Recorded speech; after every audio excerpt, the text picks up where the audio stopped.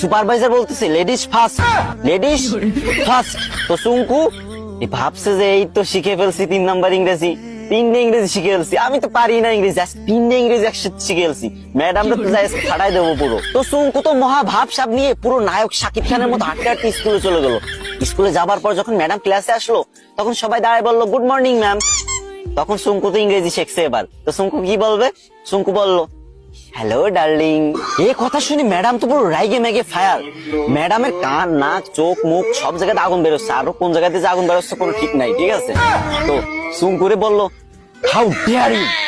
চুঙ্কু বলছে set up nonsense.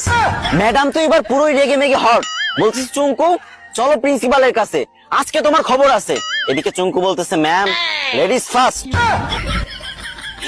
Guys, তোমাদের হাসানোর জন্য মেয়েদের থেকেও বেশি ন্যাকামি করতে হয়। তো তোমরা হাসছো তো, মন ভালো হয়েছে তো, কিন্তু আমার কিন্তু কষ্ট হয়েছে অনেক, গলাটা পুরো ভেঙে গেছে। তো এখন কান্না মুখ নিয়েই বলতেছি, আমার আইডিটা অনেকদিন ধরে ফ্রিজ, আমি অনেকদিন ধরে ভিডিও করি না, তাই তোমরা আমার ভুলে গেছো। এখন থেকে নিয়মিত ভিডিও আপলোড দেবো, আর তোমাদের মাঝ থেকে যাবো না, বিশ্বাস